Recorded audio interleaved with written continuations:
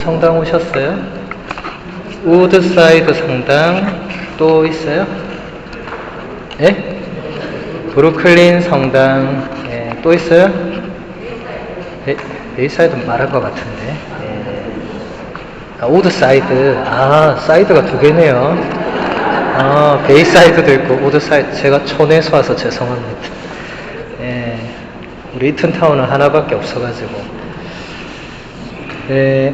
우리가 오늘 성모님에 관한 교회의 가르침을 1시간 정도 해서, 물론 다 못 배우지만 간단하게 배워볼게요. 여러분, 교회의 가르침 이런 말 들어봤어요? 한 번도 안 들어봤어요? 가톨릭 기도서로 저녁 기도 바치는 분 손 들어보세요. 손 내리세요. 저녁 기도 안 해요?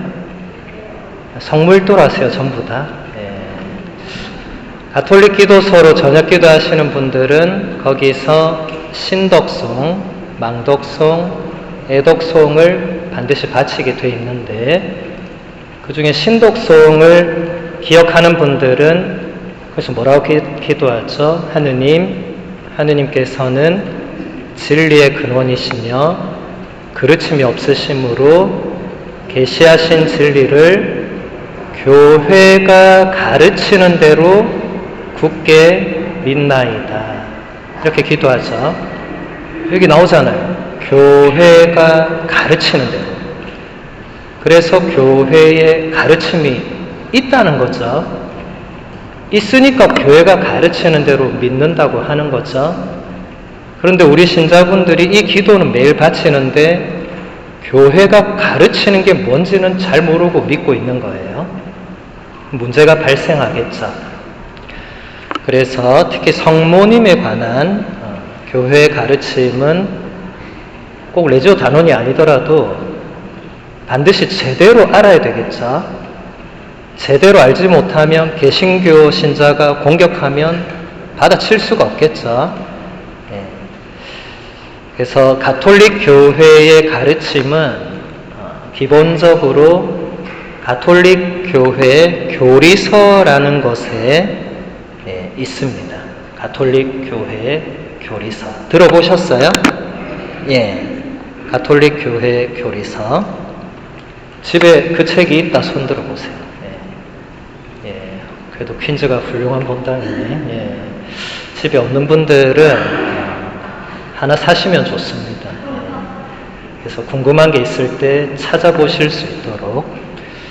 가톨릭 교회 교리서 144항에 보면 이렇게 나옵니다. 신앙의 복종이란 자신이 들은 하느님의 말씀에 자유로이 복종하는 것이며, 이는 진리 자체이신 하느님께서 그 말씀이 진리임을 보증하시기 때문입니다. 성경은 아브라함을 이러한 복종의 모범으로 제시하며 동정 마리아께서는 이를 가장 완전하게 실현하셨습니다. 이렇게 되어 있어요. 그리고 아주 친절하게 복종하다라는 말은 라틴어 오베디레에서 왔는데, 이것은 라틴어 전치사 옵과 아우디레가 합쳐졌고, 옵은 누구에게, 아우디레는 듣는다는 말에 합성을 하고 또 친절하게 교리서가 적어놨어요.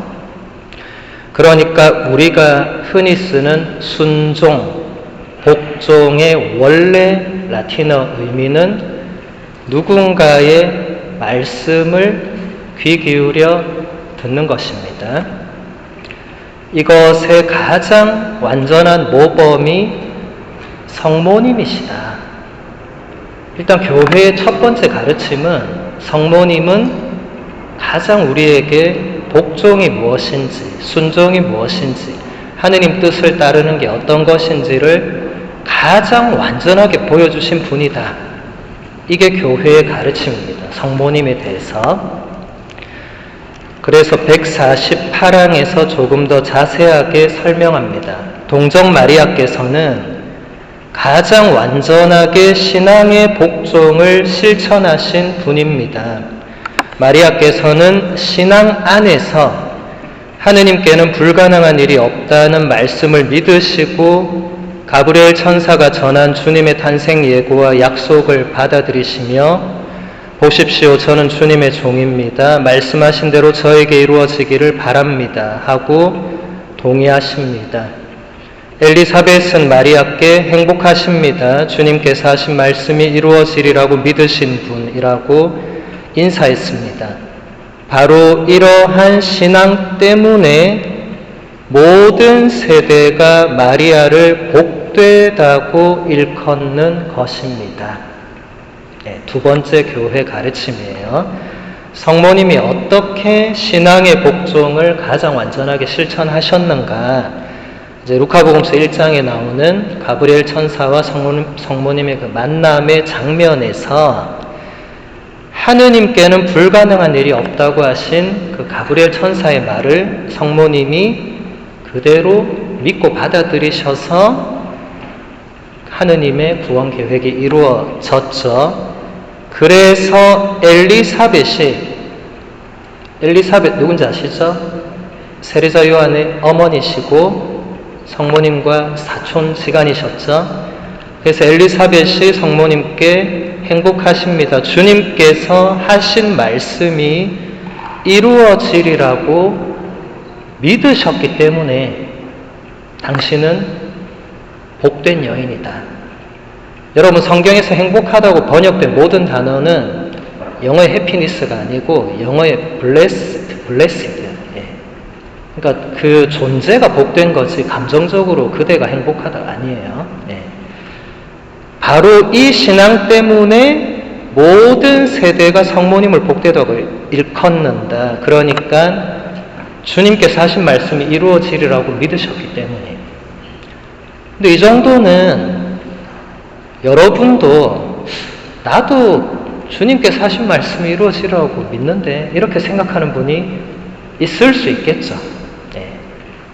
근데 성모님은 어떤 말씀을 믿었습니까? 16살밖에 되지 않은 동정녀의 몸이었는데 가브리엘 천사가 와서 너는 남자와의 어떤 결합과 아무 관련 없이 성령의 힘으로 아기를 가지고 낳을 거다. 여러분 16살 때 어떤 남자가 와서 이렇게 말하면 어떻게 했겠어요? 어떻게 해야 되죠? 신고해야죠. 빨리 신고해야죠. 위험한 사람이죠. 나한테 무슨 일 하려고 하는지 모르죠. 근데 성모님은 성령께서 그렇게 하신다고, 그리고 하느님께는 불가능한 일이 없다고 천사가 얘기하니까 그 말씀이 나에게 그대로 이루어지리라고 믿으신 거죠. 단순히 주님의 말씀이 그냥 이루어지리라고 믿은 게 아니고 말도 안 되는 일에 대해서 주님께서 말씀하셨는데 그걸 믿은 거예요. 여러분, 주님의 말씀이 우리에게 말이 되는 것만 이루어지게 하겠습니까? 그렇지 않죠. 성경 곳곳에 보면 주님의 말씀이 이루어질 때는 인간적으로 말이 안 되는 상황들이 대부분이죠. 그래서 믿음은 인간적으로 말이 되고 인간적으로 가능한 것에 대해서는 그렇게 믿음이 작용하지 않습니다. 하느님께 불가능한 일이 없다는 이 전제를 정말로 받아들이는, 그게 믿음이 되는 거죠. 이레네오라는 성인이 이렇게 얘기를 해요. 남자와 정혼한 처녀 마리아에게 천사가 나타나서 기쁜 소식을 전했을 때 이미 남자와 결혼한 처녀 하와를 넘어가게 했던 사악한 유혹의 힘이 무너졌습니다. 하와는 천사의 유혹에 넘어가서 하느님의 말씀을 어겼고, 마리아는 하느님의 아들을 낳으리라는 천사의 기쁜 소식을 듣고 그 말씀에 순종하였습니다. 하와는 유혹에 넘어가 하느님께 순종하지 않아서 타락했지만 마리아는 말씀을 알아듣고 하느님께 순종했습니다. 한 처녀의 행동 때문에 인류가 죽음에 종속되었듯이 다른 한 처녀의 순종으로 인류가 구원받은 것은 정확하게 균형을 이루는 일이었습니다. 이레네오라고 들어봤어요? 예. 2세기에 리옹이라는 지금도 있는 프랑스 리옹의 주교 순교자셨는데 이분이 구약의 하와와 신약의 성모님을 대비시키고 있죠. 두 분이 같은 점은 뭐였어요? 동정녀였죠. 처녀였죠. 두 분이 다른 점은 뭐였어요? 한쪽은 하느님의 말씀에 순종하지 않았고 다른 한쪽은 하느님의 말씀에 순종했죠. 아까 가톨릭교회 교리서 가르침대로 순종하다란 말이 그 누군가의 말씀을 듣는 거죠. 하와는 하느님의 말씀을 듣지 않았죠. 여기서 듣지 않았다는 건 귀로 듣지 않았다는 게 아니고 귀로는 들었는데 내 몸으로는 듣지 않은 거죠. 성모님은 귀로도 듣고 내 몸과 마음으로도 들으신 거죠. 이 순종과 불순종이 확연히 대비되는데 그 둘의 결과는 더 확연히 드러나죠. 하와의 불순종으로 인간에게 죽음이 들어오고 성모님의 순종으로 인간에게 생명이 주어졌죠. 그래서 우리 교회에서는 성모님을 새로운 하와라고 부르는 겁니다. 제2의 하와, 새로운 하와. 또 암브로시오라는 성인이 있어요. 들어보셨죠? 암브로시오 성인은 이레네오 성인보다는 훨씬 유명한 분이죠. 4세기 밀라노의 주교님이셨죠. 암브로시오 성인은 이렇게 말합니다. 마리아는 의심하지 않고 믿었기에 믿음의 열매를 얻었습니다. 귀로 듣고 믿는 여러분도 복된 사람들입니다. 믿는 영혼들은 하느님의 말씀을 잉태했고 말씀을 모시며 말씀께서 하시는 일을 증거하기 때문입니다. 육신으로는 마리아께서 그리스도의 유일한 어머니시지만 그리스도는 모든 믿음의 열매이십니다. 악행으로 더러워지지 않고 때묻지 않은 영혼이 하느님의 말씀을 모시면 말씀께서 당신의 정숙함으로 그 영혼의 모든 순결함을 지켜주십니다. 아까 이레네오 성인은 구약의 하와와 새로운 하와를 대비해서 설명했습니다. 근데 지금 암브로시오 성인 4세기, 그러니까 한 200년 지났죠. 4세기의 암브로시오 성인은 성모님이 하느님의 말씀을 잉태했죠. 하느님의 말씀이신 예수 그리스도를 잉태했죠. 그러니까 성모님이 육신으로는 예수님의 유일한 어머니신데 이제 하느님의 말씀을 믿음으로 받아들이는 모든 사람들 안에서 하느님의 말씀이 잉태되는 이 엄청난 영적 차원을 설명하고 있습니다. 그러니까 우리도 성모님처럼 실제로 예수님을 우리 마음 안에 탄생시키는 건 안 되는데 그런데 그런 차원이 아니라 영적인 차원으로는 하느님의 말씀을 우리가 우리 내면에 받아들이고 그 말씀을 마음속에 심어서 키워서 열매를 맺으면 우리도 예수 그리스도를 우리 안에서 탄생시키는 그런 성모님의 그런 역할을 우리도 할 수 있다. 엄청난 영적 설명이죠. 근데 이것은 여러분들이 그렇게 해본 분은 그게 뭔지 아실 건데 그렇게 안 해본 분들은 지금 제가 무슨 말 하는지 도무지 이해가 안 될 거예요. 하느님 말씀이 내 안에 들어오고 무슨 소리인지 이해가 안 될 거예요. 그래서 여러분들이 성경을 그냥 읽기만 하면 어떻게 됐어? 여러분 내면에 남는 게 있습니까? 없습니까? 하나도 없겠죠? 여러분 미사 끝나고 집에 갈 때 생각해 보세요. 미사 때 들었던 말씀 중에 뭐가 떠오르는지 생각해 보세요. 아마 하나도 없을 겁니다. 그러면 여러분이 말씀이 여러분 귀로는 들어왔는데 내면으로 씨앗을 뿌리지 못하고 끝난 거죠. 여러분 씨 뿌린 사람의 비유 생각해 보시면 씨앗이 돌밭에 떨어졌거나 그런 경우에 전혀 그 씨앗이 열매 맺지 못하는 경우, 그게 하느님 말씀도 제 전화는 아니겠죠? 아닌 것 같으네. 제 전화기랑 소리가 똑같네. 깜짝 놀랐네. 그래서 여러분들이 성경을 읽으실 때는 말씀이 내 안에 들어올 수 있도록 그렇게 읽어야 되는데, 그렇게 읽으려면 그냥 읽어서는 안 되겠죠. 그래서 성경을 그냥 읽는 게 아니라 그렇게 내 안에 말씀을 들어오게 하도록 읽는 것을 우리 교회 전통 용어로 렉시오 디비나라고 합니다. 거룩한 독서라고 하죠. 그래서 성경을 그냥 여러분 집에 있는 다른 책 읽듯이 읽는 게 아니라 그 말씀을 내 마음 안에 모셔오는 작업. 그래서 이런 것은 여러분이 그냥 해서는 될 일이 아니고 공부 좀 하셔야 돼요.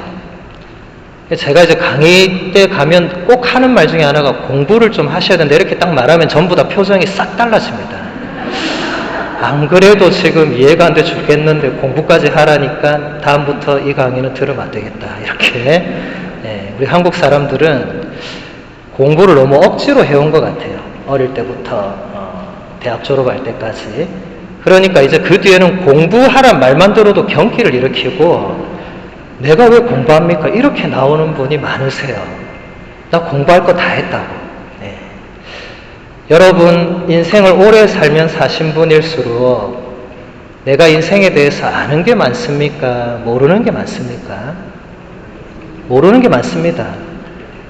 내가 인생을 오래 살았다고 해서 많이 배웠다고 해서 다 알 수가 없죠.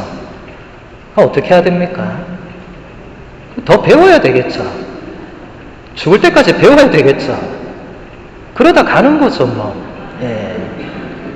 물론 하느님에 대해서 전혀 모르고 가도 그분이 아유 잘났다 수고했다 하시겠지만 이왕이면 좀 그래도 하느님이 누군지 어떤 분인지 나한테 어떻게 하시는지 뭐 좀 알고 가면 좋겠죠. 가톨릭 신자로 한평생을 살았는데 성경을 단 한 번도 안 읽고 하느님 앞에 갈 수 있겠죠. 그것도 하느님 뭐라 하시겠어요. 너는 왜 성경을 한 번도 안 읽었냐 이렇게 하시겠어요. 말 길은 없습니다만.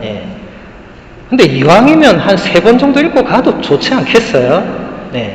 이왕이면 어차피 갈 거면 그래도 가기 전에 좀 읽어보면 좋지 않을까. 그래서 여러분들이 성경에 대해서는 뛰어난 성서 박사들, 여러분 송복모 신부님 이런 분들 강의 들어보세요. 나는 이제 성경에 대해서 통달했으니까 난 더 이상 읽고 묵상할 필요 없고 여러분들에게 강의만 한다. 이런 말 하는 거 본 적 있어요?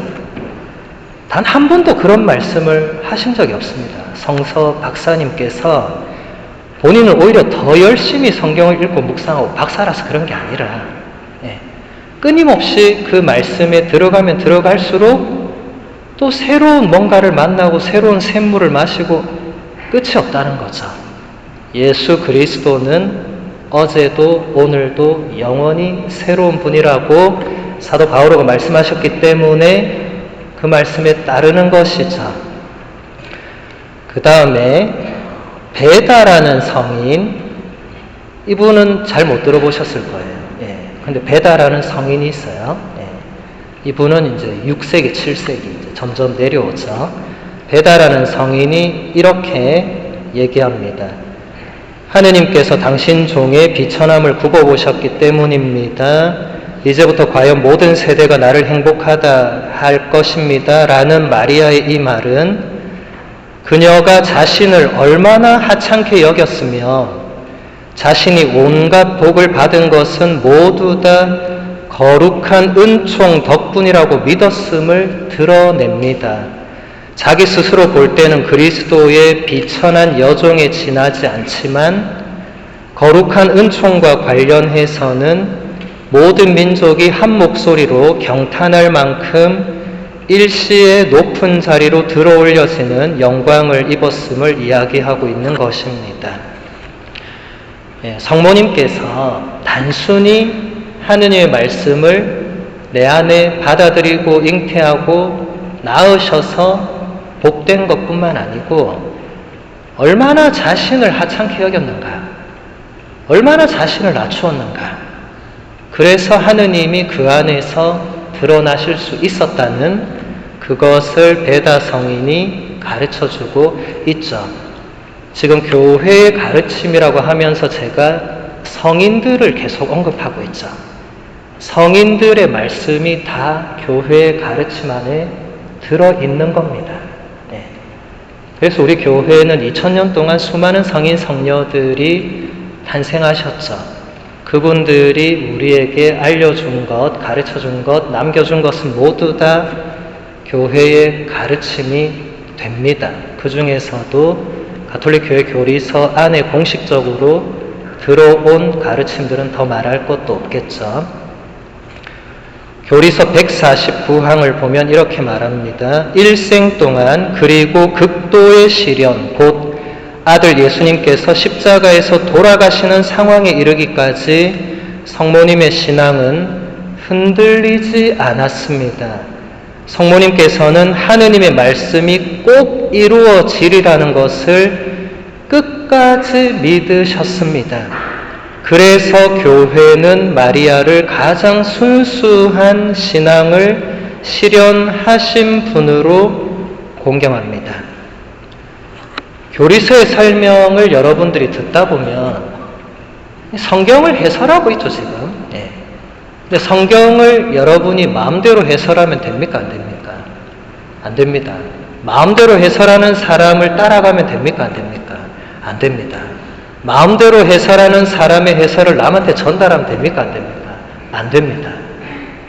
왜 안 되죠? 아까 신덕송에서 뭐라고 했습니까?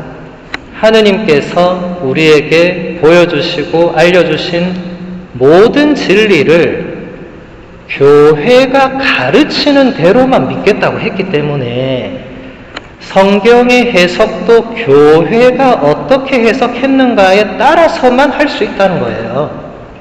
여러분들이 성경을 마음대로 해석하는 사람들이 있죠. 그게 이단일 수도 있고 사입일 수도 있고 그냥 성경을 사랑하는 모임일 수도 있고 뭐 많을 수 있어요. 전 세계에 뭐 성경은 누구나 읽을 수 있고 인류 역사의 가장 베스트셀러니까 뭐 상관없어요. 그런데 해석의 문제는 가톨릭 교회가 해석하는 대로 받아들여야 된다. 그렇게 하기 싫으면 어떻게 하면 되죠? 가톨릭 교회 밖으로 나가면 된다. 간단하죠. 나가고 싶은 분은 교회가 한 번도 잡은 적이 없습니다. 안녕히 가세요 하고 인사하고 가서 열심히 사시라고 격려하고 마르틴 루터가 나간다 할 때도 가서 열심히 하시라고 붙잡지 않아요. 매정한 게 아니고 계시하신 진리를 다르게 해석하면 어떻게 할 수가 없다는 겁니다. 교회가 이렇게 해석했는데 나는 다르게 받아들인다. 그거 어떻게 하겠어요? 너와 나는 더 이상 같은 길을 갈 수가 없다. 그래서 안타깝게도 개신교회가 가톨릭 교회와 같은 길을 갈 수 없습니다. 왜냐하면 이미 안녕하고 나갔기 때문에 다시 돌아오는데 지금 500년이 넘었는데 안 돌아왔잖아요. 집 나간 둘째 아들을 아버지가 어떻게 했습니까? 오만대 저만대 찾아다녔어요? 그렇게 안 했죠. 어떻게 했습니까? 기다렸잖아요. 근데 끝내 안 오면 어떻게 되죠? 그냥 끝끝내 기다리는 거죠. 안 오는 건 어떻게 할 수 없는 겁니다. 오기를 기다리는 거죠. 500년이 우리에게는 길겠지만 하느님께는 1000년이 하루 같다고 베드로 사도가 얘기했잖아요. 하느님께는 500년이 길지는 않을 거예요. 하느님도 기다리고 계시겠죠. 그래서 성모님의 신앙은 흔들리지 않았다. 그리고 성모님은 가브리엘 천사에게 하셨던 그 응답, 주님께서 말씀하신 대로 저에게 이루어지기를 바란다. 믿는다는 거죠. 그것을 끝까지, 여기서 끝은 지금 아드님이 십자가에 못 박혀 매달려 계시는데 거기까지 믿음이 흔들리지 않고 남아 있었다. 여기 계신 대부분의 분들이 부모님이니까, 아버지가 어머니니까 하느님께서 뭐라 얘기했을 때 알겠다고 했는데 나중에 가서 전혀 내가 예상하지 못했던 일이 벌어졌어요. 그럼 우리의 믿음은 어떻게 됩니까? 하느님이 나한테 이럴 리가 없는데, 이럴 수가 없는데 했는데 결국 이럴 리 없는 일이 일어났어. 예. 하나뿐인 외아들을 구세주로 보내서 그분의 왕국이 영원할 거라고 가브리엘 천사가 분명히 얘기했는데 그 영원할 거라는 메시아가 십자가에 못 박혔어요. 그러면 이게 말이 안 맞다고 일단 생각이 들잖아요. 이게 영원한 건가? 아들이 죽는 게 이게 영원한 건가?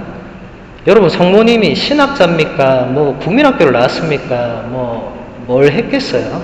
2000년 전에 시골에 사셨는데, 아무것도 모르고 계셨는데, 아무것도 모르셨다 해도 가브리엘 천사의 말을 성모님은 계속 마음속에 간직하고 계셨기 때문에 십자가 아래에서 그 말씀이 떠올랐을 가능성이 높죠. 가브리엘 천사는 분명히 내 몸에서 나온 아이가 하느님의 영원한 나라를 이렇게 다스리는 그런 메시아라고 했는데, 나는 그렇게 믿었는데 그 아들이 지금 십자가 못 박혀서 고통 속에서 울부짖고 괴로워하는, 말이 안 맞잖아요. 말이 맞습니까? 안 맞습니까? 안 맞죠. 그럼 이제 우리는 어떻게 됩니까? 우리는 가장 먼저 바로 나는 그런 하느님을 믿지 않겠소. 가장 쉬운 길입니다. 나는 그런 하느님 믿지 않는다. 나한테 약속한 거 뻥이다. 믿을 수 없다 이제 그러면 끝나는 거죠. 아주 쉬운 방법입니다. 근데 그 다음은 하느님이 나한테 이럴 수 없는데, 그러면 어떻게 되죠? 하느님께서 하신 약속이 내가 생각한 거랑 다르다는 이제 이쪽으로 접근을 하겠죠. 근데 지금 성모님 케이스는 달라도 너무 다르잖아요. 달라도 너무 다르죠. 이때 성모님께서 이 지점에서 떠오른 뭔가가 있을 겁니다. 그게 바로 시메온이라는 할아버지 예언자. 들어보셨어요? 시메온? 네. 대부분 안 들어보신 것 같아요. 네. 저는 가끔 이렇게 어디 가서 강의하면 내가 불교 신자들 앞에서 강의를 하나 이런 느낌을 종종 받을 때가 있어요. 혹 불경이 안 나와서 들어보셨습니까? 아니요. 잘 모르겠습니다. 이거 성경에 나오는 건데 왜 아무도 들어봤다는 반응이 없으면 시메온이 어디 나옵니까? 루카복음서 2장에 나오죠.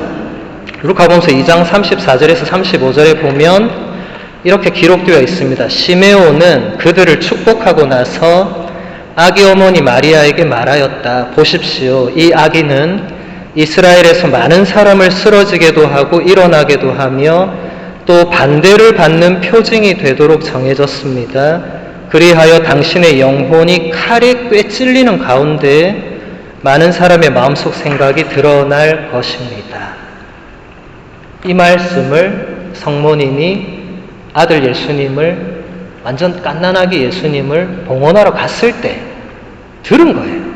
예. 여러분, 갓난아기 데리고 성전에 봉헌하러 갔는데 신부가 나와가지고 당신은 마음이 칼에 꿰찔리고 이렇게 퀸즈 신부님 얘기하면 여러분 이제 어떻게 하겠어요? 다음 주부터 나 베이사이드로 가야지. 나 이 성당 못 오겠어요. 네. 이렇게 했겠죠.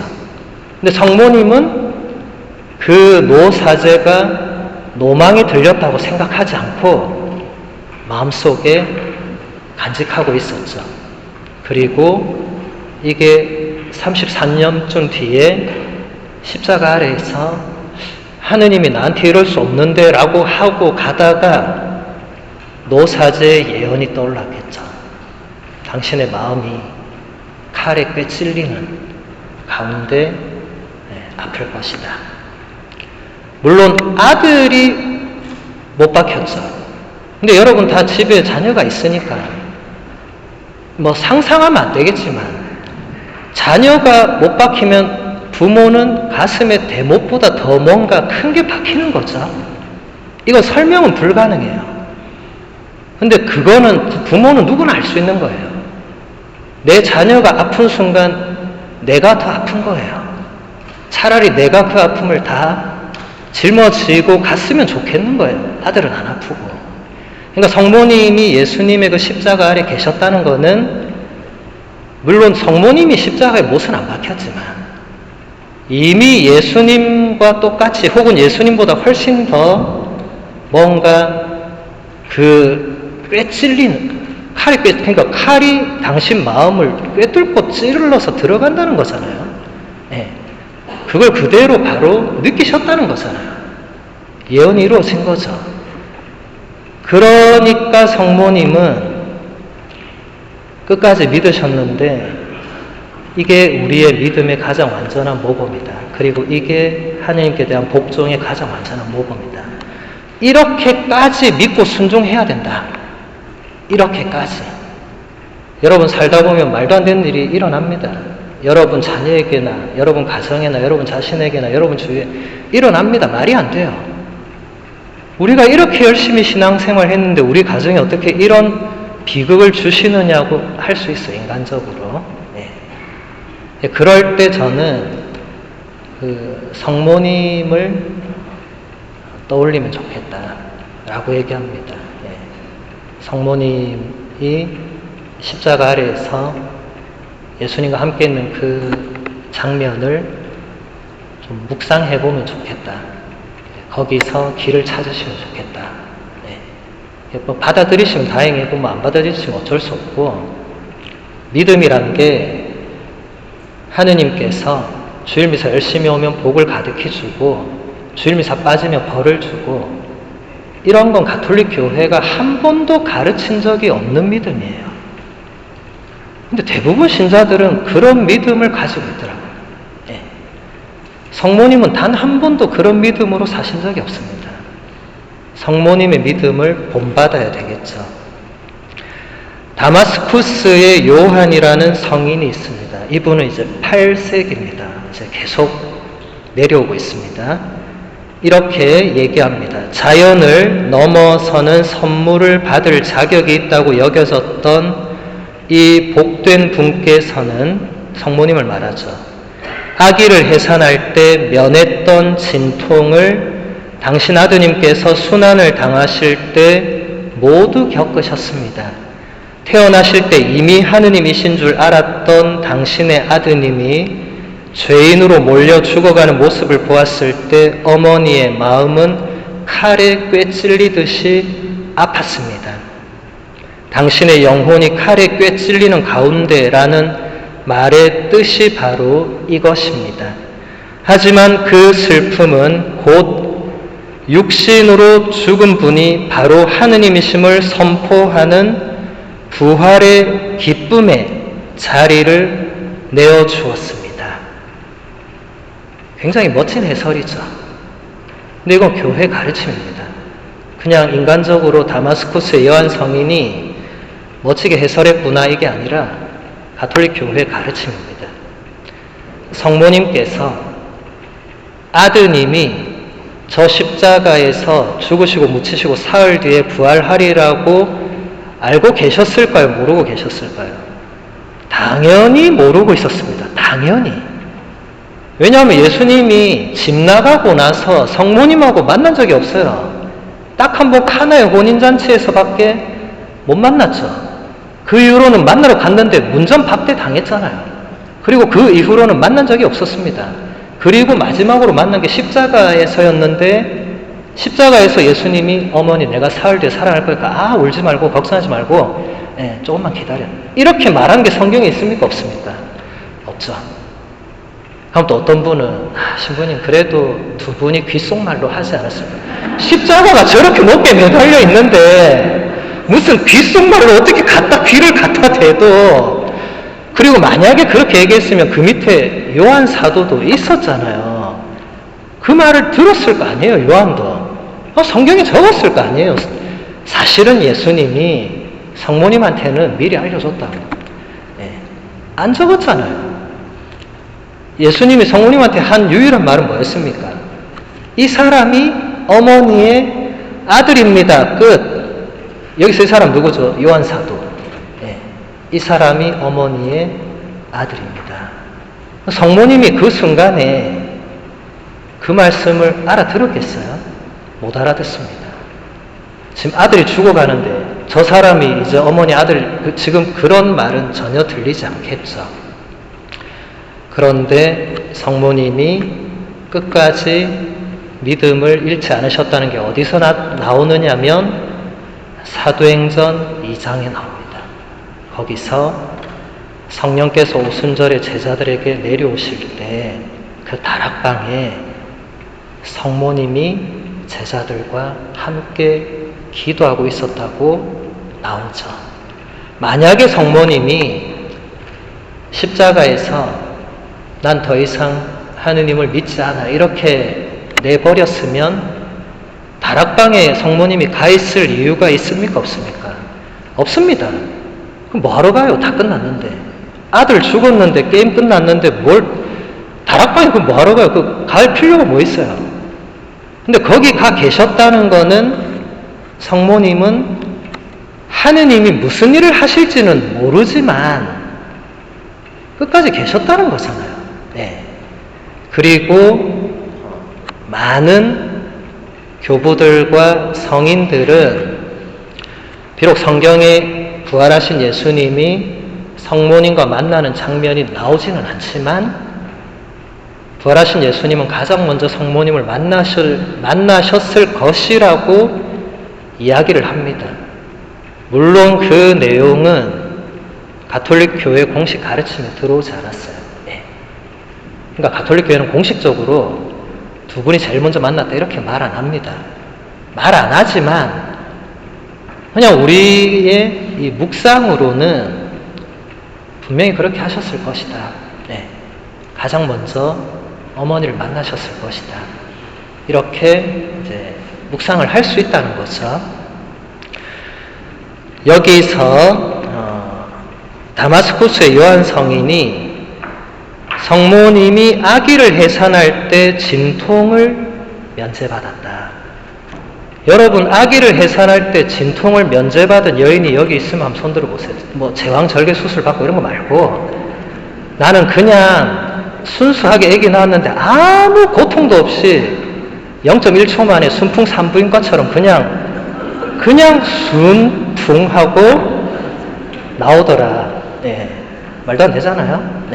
그런데 성모님은 예수님을 출산할 때 고통을 겪지 않았다. 이게 요즘 같으면 이제 SF 소설이나 영화 소재로 쓰면 딱 좋을 건데 그게 아니라 구약 성경과 유다교 전승에 따르면 메시아의 어머니는 출산의 고통을 겪지는 않지만 메시아 해산의 진통은 겪을 것이라는 그런 모순되는 모습으로 그려지고 있습니다.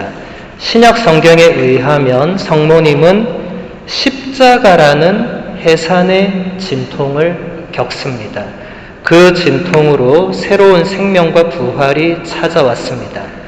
이 때문에 초세기 그리스도인들은 성모님이 베들레헴에서 출산의 고통을 겪지 않았고 대신 갈바리아에서 십자가에 못 박힌 그 언덕이죠. 거기서 그 해산의 고통을 겪었다고 믿었습니다. 성모님은 독특한 해산의 방법으로 예수님의 고통에 동참하셨습니다. 구약 성경을 보면 메시아의 어머니가 해산의 고통을 겪지 않을 것이라고 이미 예언되어 있어요. 아주 중요한데 종종 아주 소홀히 다루어져 왔던 이 예언에서 이사야 예언자가 아무 진통 없이 아들을 해산하는 여인에 대해서 이렇게 말하고 있습니다. 이사야서 66장 7절에서 8절입니다. 진통을 겪기 전에 해산하고 산고가 오기 전에 사내 아이를 출산한다. 누가 이런 것을 들어본 적이 있느냐? 누가 이런 일을 본 적이 있느냐? 한 나라가 단 하루 만에 탄생할 수 있느냐? 한 민족이 단 한 번 만에 태어날 수 있느냐? 그러나 시온은 진통이 오자마자 자식들을 낳는다. 여러분, 이사야 예언서는 구약 성경에 공식적으로 들어가 있는 예언서니까 그 말씀은 진리의 말씀이죠. 이것은 유대인들도 그리고 개신교인들도 구약 성경을 받아들인다면 이 말씀을 받아들일 수밖에 없습니다. 마음대로 해석하는 건 좀 다른 부분이고 분명히 이렇게 기록이 되어 있단 말이죠. 여러분, 예언서는 하느님의 일이 언젠가 그렇게 될 거라고 말한 거잖아요. 그럼 이 예언이 어디선가 이루어져야 되잖아요. 어디서 이루어지는 거예요? 그게 성모님에게서, 그게 십자가 아래에서 이루어졌다는 겁니다.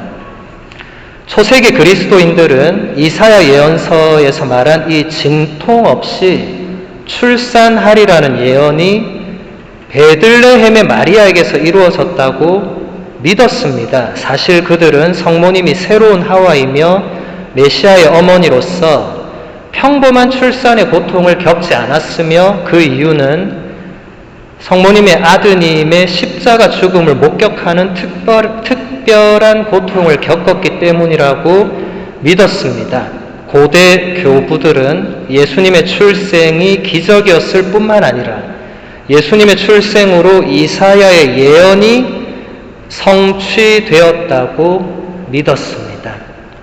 교부들의 가르침은 가톨릭 교회 가르침의 가장 근간을 이룹니다. 그래서 교부들이 해설하고 교부들이 성경 말씀을 이렇게 받아들이는 것은 우리 교회가 그렇게 받아들이는 것과 거의 같습니다. 예외적인 부분이 간혹 있지만 그럴 때는 알려줍니다. 이런 부분은 교회가 받아들이지 않는다고. 자, 그럼 교회가 받아들인 부분을 하나만 니사의 그레고리오라는 성인이 있어요. 4세기 분입니다. 이분이 이렇게 얘기를 합니다. 아담에게서 난 뭇 사람들은 연이은 출산으로 아담의 본성을 타고나서 그의 뒤를 이었습니다. 그 가운데 오직 예수님만이 새로운 방식으로 태어나셨습니다. 사실 예수님만이 해산의 진통 없이 태어나셨고 그분만이 육체적인 관계 없이 존재하셨습니다. 이사야 예언서는 고통 없는 출산에 대해서 이렇게 말하고 있습니다. 출산의 진통이 오기 전에 사내 아이가 태어날 것이다.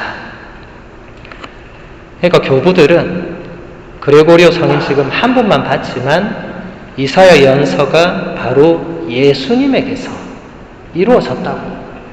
그러니까 성모님이 베들레헴에서 아기 예수님을 낳을 때는 메시아의 어머니로서 일반적인 상고를 겪지 않으셨고, 왜냐하면 남녀의 일반적인 결합으로 태어난 아이가 아니기 때문에 그 남녀의 일반적인 결합의 결과를 겪을 수 없다는 거예요. 하지만 그 대신에 메시아의 어머니가 겪는 그 상고는 겪어야 되는데 그게 바로 십자가 아래에서 아들 예수님의 죽음을 같이 동참했던 그것이 이사야 예언서가 이루어진 것이다.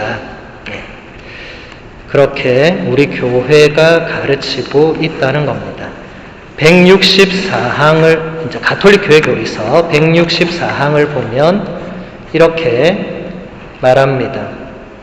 우리가 믿는 하느님께서 신앙을 비추어 주신다고 해도 우리의 신앙은 종종 어둠 속을 지나가기도 합니다. 신앙은 시련에 처할 수 있습니다.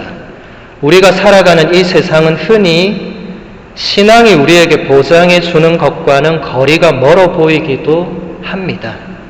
악과 고통, 불의와 죽음의 경험은 기쁜 소식에 반대되는 것처럼 보이며 때로는 신앙을 흔들기도 하고 유혹이 될 수도 있습니다.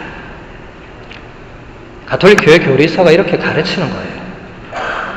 여러분 신앙생활 하면 마음의 평화를 얻고 우리 집이 복받고 우리 자녀가 여기 아이비리그에 들어가고 뭐 이렇게 돼야 되는데 그렇게 안 된단 말이죠. 뭐 성당 열심히 다니면 뭐하냔 말이지. 묵주기도 매일 5단씩 꾸준히 바치면 뭐하냔 말이지. 우리 애가 지금 원하는 대학도 못 가고 우리 사업도 번창도 안 되고 아무것도 안 되는데 이렇게 생각하는 신자들이 의외로 많아요. 근데 가톨릭교회 교리서가 지금 뭐라고 합니까? 신앙은 뭐 일단 그런 차원도 아니지만 우리의 신앙은 그런 어둠과 시련을 겪는다. 근데 여기서 말하는 어둠과 시련은 세상에서의 그런 실패와 그런 차원이 아닙니다. 성모님이 겪으셨던 그런 차원을 말하는 거예요. 아드님이 못 박히는 걸 봐야 되는 그런 차원입니다. 세상에서 우리 아들이 대학에 떨어질 수 있죠. 요한 마리아 비안네 신부님은 신학교를 6번 떨어졌어요. 그러면 비안네 사제의 그 어머니는 하느님을 당장 내버려야죠. 그러니까 비안네 신부님은 신학교 가면 안 되고 신부도 되면 안 되고 성인도 되면 안 되고 그냥 그 시골에서 농사나 지으면서 살았어야죠. 근데 그렇지 않지 않습니까? 네. 그런 차원이 아닙니다. 우리의 신앙에서 시련에 떨어질 수 있는데 그때 그러면 우리가 어떻게 해야 되는가를 또 교리서가 가르쳐 줍니다. 바로 다음 장 165항에서 보면 친절하게 가르쳐 줍니다.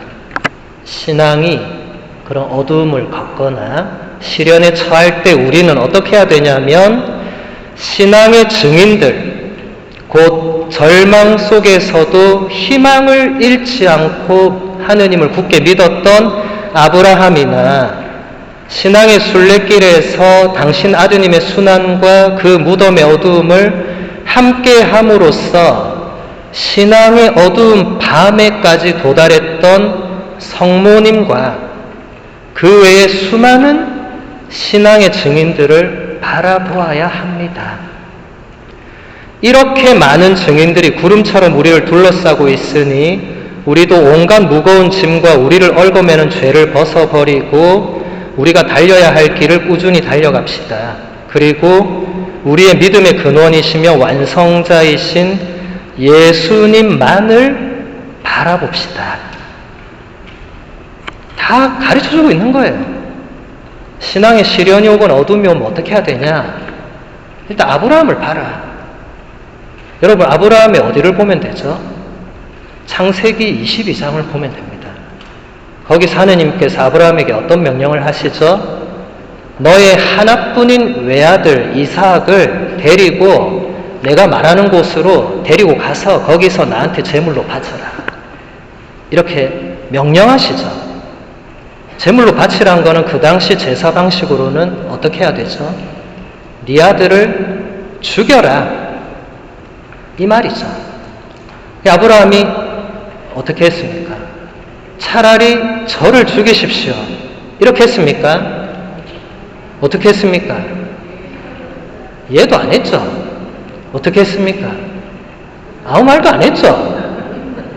아무 말도 안 했지만 가라고 했을 때 나귀의 장작을 이제 얹고 가야 되는데 그 장작을 본인이 직접 도끼질을 합니다. 100살 넘은 할배가 종이 수천 명 거느리고 있던 할배가 그냥 종 아무한테나 가서 장작 좀 패놔라, 나귀에 실어놔라. 얘 할 거 아니에요. 본인이 장작을 팹니다. 그 장작으로 뭐 할 거예요? 자기 아들을 그 장작에 이제 제물로 바쳐야 되는 그 장작을 본인이 도끼질을 해요. 그리고 그 나귀의 안장을 얹고 12살밖에 안 된 소년 이삭을 데리고 길을 걸어갑니다. 네. 길을 걸어가는데 부자가 말이 없어요. 아무 말도 없이 계속 걸어갑니다. 계속 걸어가서 이제 다 왔는데 그러니까 아들이 물어봤겠죠. 어디 가느냐. 하나님께 제사 드리러 간다. 아들은 신났을 거예요. 12살인데 아버지하고 둘이 그냥 여행 가니까 얼마나 좋아요. 아들이 막 신나서 깡충깡충 뛰고 막 이렇게 하는 걸 아브라함이 계속 봤을 거 아니에요? 네. 이게 신앙의 어둠입니다. 이게 신앙의 시련이에요.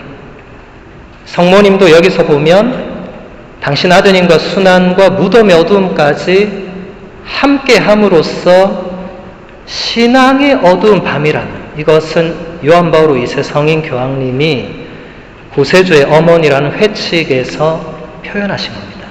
그러니까 성모님도 신앙의 어두운 밤을 겪으신 거죠. 여러분, 아브라함도 겪었고 성모님도 겪었으면 우리는 겪는 겁니다. 피해갈 수 없는 겁니다. 피해갈 수 없으면 제일 쉬운 방법은 내버리면 됩니다. 나는 일단 하느님을 믿지 않겠다 하면 아주 간단하고 아주 쉽고 아주 금방 엔딩이 오는데, 근데 그리고 난 뭐 할 거예요? 그렇게 엔딩되고 나면 내 삶의 의미는 누구한테 가서 따지고 그 뒤부터 나는 뭐하고 살아야 돼요? 성모님이 십자가 아래서 나는 당신을 믿지 않고 고함 지르고 쓰러졌으면 그 뒤부터는 성모님의 삶이 어디로 어떻게 가야 되는 거죠? 갈 길을 찾지 못하는 거겠죠.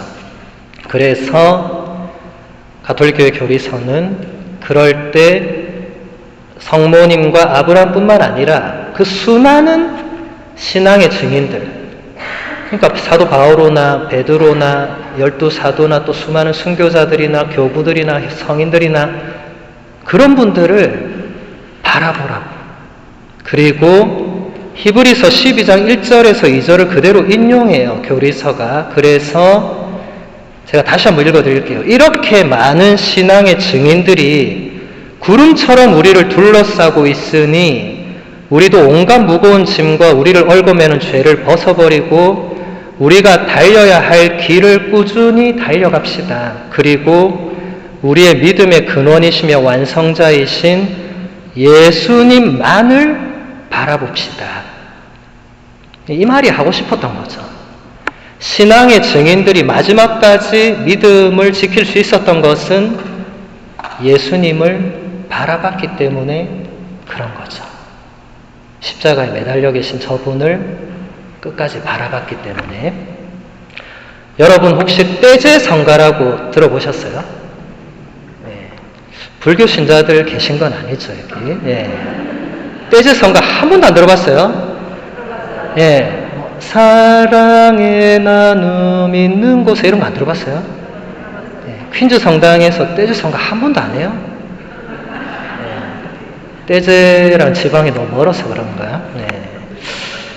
집에 가셔서 인터넷에 떼제 성가 쳐보세요. 예, 수백 곡의 이 찬송, 이 찬미가가 나올 건데, 이 떼제 성가의 장점은 그냥 짧은 한 구절을 계속 반복하는 거예요. 예, 금방 제가 불렀던 성가도 사랑의 나눔 있는 곳에 하느님께서 계시도다 이렇게 하는데 이걸 계속 반복해요. 그럼 사람들은 그럼 뭐하러 반복하냐 이렇게 하는데, 이제 직접 계속 반복하다 보면 그 노래 안으로, 그 가사 안으로, 그 사랑의 나눔 안으로, 하느님의 현존 안으로 들어가게 되는 거죠. 그래서 떼제 성가 중에 우리는 예수를 이라는 노래가 있어요. 구절은 되게 간단해요. 우리는 예수를 바라봅니다. 우리의 주님을 바라봅니다. 이게 끝이에요. 제가 한번 불러볼게요. 되게 간단해요. 우리는 예수를 바라봅니다. 우리의 주님을 바라봅니다. 이게 끝입니다. 근데 이거를 계속 반복하는 거예요. 여러분 일단 틀어보시면 이게 계속 나올 거예요. 그러면 이걸 들으면서 잠자는 분 아닌 이상은 이걸 들으면 우리가 어디를 향하게 되는 거죠? 예수를 바라볼 수밖에 없어요. 보기 싫어도. 안 보고 싶어도 봐야 돼. 예. 예수님을 봐야 돼. 이게 라틴어 성가거든요. 오쿨리 노스트리라는 라틴어 성가인데 이 라틴어 원문은 이렇게 되어 있어. 오culli nostri ad dominum Iesum. 오cul리는 눈이고 노스트리 우리고 앗 하면 어딘가 향하는 거고 도미눔 하면 주님, 예수님은 똑같고, 그러니까 우리의 두 눈길이 향하는 곳이 바로 예수님. 그 다음에 오culli nostri ad dominum nostrum. 똑같은 가사죠. 오cul리 노스트리, 우리의 눈이 우리의 주님을 향한다고. 그러니까 이 짧은 가사 안에도 이 떼제 안에서 들어가는 변화가 나오죠. 처음에는 우리의 눈이 예수님을 바라보는데 계속 바라보고 있으면 그분이 나의 주님이라고 바라보게 된다는 거예요. 네. 예수님의 십자가는 예수님께도 신앙의 어둠이죠. 그래서 예수님이 십자가에서 하느님께 뭐라고 울부짖었습니까? 저의 하느님, 저의 하느님, 어찌하여 저를 버리십니까? 라고 울부짖잖아요. 시편 22편 말씀으로 울부짖잖아요. 네. 그것을 보는 거죠, 우리가. 네. 그것을 보다 보면 예수님도 끝내 그 신앙의 어두운 밤을 겪고 나서 부활하시고, 우리도 신앙의 어두운 밤을 겪고 나서 부활할 수 있다는 믿음을 갖게 되죠. 그래서 오늘 강의는 여기서 마무리하고 곧바로 미사로 우리 오늘 영성교육을 마무리하겠습니다. 영광이 성부와 성자와 성령께